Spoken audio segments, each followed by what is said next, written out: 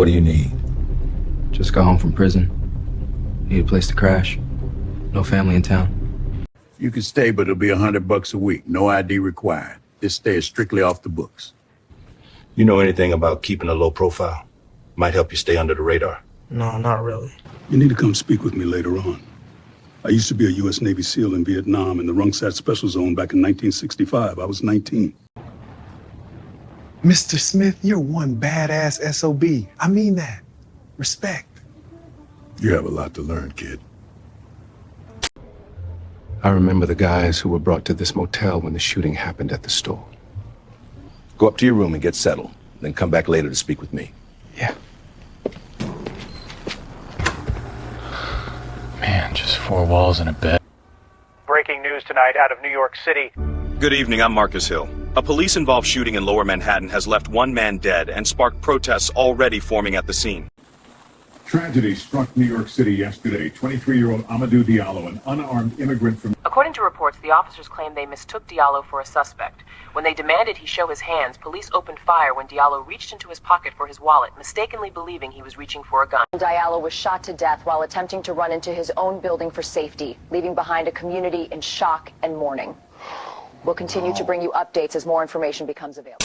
Justice for Diallo! Hundreds gathered in the streets tonight demanding accountability, carrying signs and chanting outside the precinct. Man, same story every time. This is yet another tragic story, part of a long history of violence against unarmed black men in America. Just 2 years earlier, in 1997, Abner Louima was attacked, brutalized, and sexually assaulted by police officers. And we cannot forget the beating of Rodney King on March 3rd, 1991, an event that shocked the nation. The officers involved in that brutal assault were later found not guilty. Same story over and over, man.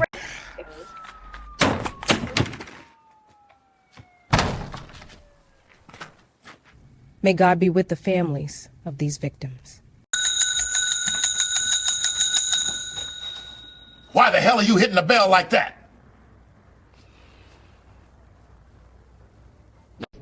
Did you see the news? I just heard about Amadou Diallo, Abner Louima, and Rodney King. This isn't just some far-off story, it's a pattern of violence against black men. They didn't deserve what happened to them. And it relates to me too. I was charged with a crime I didn't commit and spent 5 extra years in prison. Years that were hell for me. I feel completely betrayed by the justice system. I hear you, son. The weight of your words. I get it, Kyle. I really do. Come with me to the back. All right. I want to tell you a story.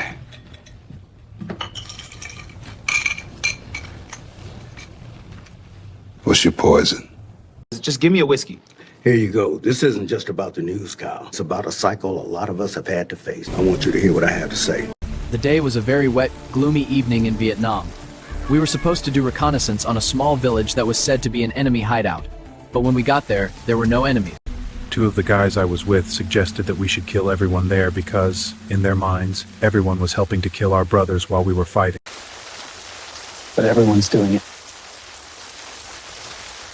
We will not be the guys making history for killing innocent people. We were just outside the village, soaked to the bone, waiting on an order that never came. I could feel them getting restless. Then they pulled off, thinking they knew better. Well, no one is here to say these are not enemy insurgents. Stop! There's kids in there, don't shoot! You keep your mouth shut, Smith. They're civilians, man, we ain't... I said watch. Cover and fire! Please! This ain't Eyes right. forward, soldier. Once they shot the 3 elderly men, they shot the women, along with the children, too. I can still feel the anger boiling inside of me as they killed the last child. A newborn baby boy. Them motherfuckers, man! What happened next? Well, to make the rest of a long story short, the 3 men ended up saying I was the one who wanted to kill those people. When I tried to defend myself, the general didn't want to hear my side of the story. He just went with the words of the other 3 men, all of whom were white. For the record, this was March 9th, 1975. Racism was still prevalent then, and most of us black men were looked at as less than our white counterparts. The general never mentioned the incident to anyone. They went through the process of discharging me dishonorably. I was told to pack my things and be on a plane back to the United States. The whole time flying home, I was enraged. I had fought for my country, only to be betrayed by those I served with. I lost everything that day. It's not just about packing your bags. There's an investigation, a series of hearings, and you're stripped of your title, your honor, everything you work for. You come home with a scarlet letter, seen as a traitor in the eyes of those who don't know the truth. I know, Mr. Smith. I know. I had to live with the knowledge that I couldn't save those innocent lives. To give you a better understanding of the discharge, I want to explain something about the DD-214. That document follows you for life. It's a record of your military service, and when it's marked dishonorable, it comes with severe... It prevents you from owning firearms or voting, receiving many benefits, grants, and loans, especially at the federal level. You also lose access to any veterans' benefits. That's a lot. Therefore, I had to find other ways to work. I started selling heroin for a small-time drug dealer, getting into fights with gangs, police, and even my old lady. It was a chaotic time filled with danger and death. Then one day I saw a guy named Stone training in Abraham Park. I was curious about what he was doing, so I asked him. He told me it was ninjutsu. I became instantly interested in the art. I asked Stone who his teacher was, and after 2 weeks of talking and meeting up at the park, he finally introduced me to his teacher, Mr. Lee. That's why Mr. Lee opened my eyes to a world beyond the chaos I had been living in. He taught me discipline, respect, and the importance of controlling my emotions. Through ninjutsu, I found a new purpose. It was a way to channel my anger and frustration into something constructive. Training became my escape. It was a way to rebuild myself, to reclaim my life and my identity. I realized that I didn't have to be defined by my past mistakes or the injustices I had faced. I could forge a new path. I trained with Mr. Lee for 20 years. He taught me a variety of techniques and weapons. I remember the first time we moved through the Sanshin no Kata together. I learned everything from hand-to-hand combat to the proper use of weapons like the blowgun and the ninja star. Each weapon has its own intricacies, and mastering them takes years of dedication. And I plan on teaching all of this to you. Really? You want to teach me? I can see something inside you is awakening, a drive to learn and grow. I want you to have the correct knowledge so you can get the job done without detection. I'm ready to listen, Mr. Smith. Therefore, for the next 10 years, we will train hard until you are able to become the most skilled killer there is. Was this planned for me to learn from you? It wasn't planned. But once I saw your face, I knew you were part of the tribe and that you knew O.G. Stone. When you mentioned coming home from prison, I recognized who you were. Learning the art of the ninja is not for the weak. I know you have what it takes to learn this art. That's why I also chose to teach you. If I'm gonna train to be an assassin, then I need people to assassinate. Careful what you ask for, son. You're not just looking for skills. You want purpose. That fire inside you will be crucial as we begin this journey together.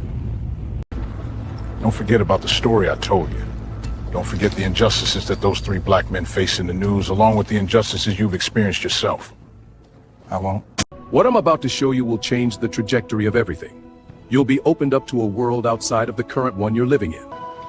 This is incredible.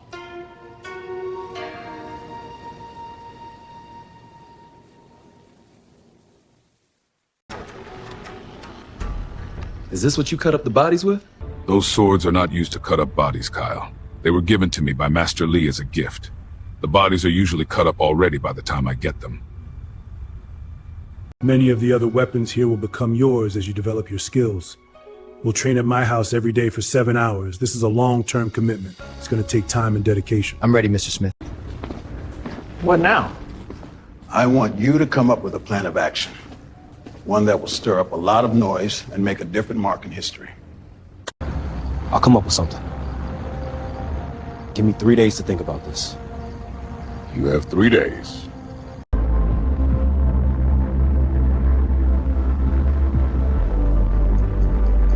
"5 years of my life gone because of a crime I didn't commit. 5 years of hell, torment, torture, attempted murder, and sodomy. On my release day, all I get is a handshake. No one came to visit, no one made sure I was okay, and no one offered to lend me a hand. I thank the lawyer that looked deeply into my case. But still, fuck the judicial system. 10 murders, 10 victims, 5 everyday people, and 5 American love to analyze. Let's see what happens when I do the unthinkable. The homeless, the nightingales, the gangster, and the teacher. Next will be the basketball star, the actor, the musician, the DA, and the politician. 10 murders. Let's see how many I could get away with this time.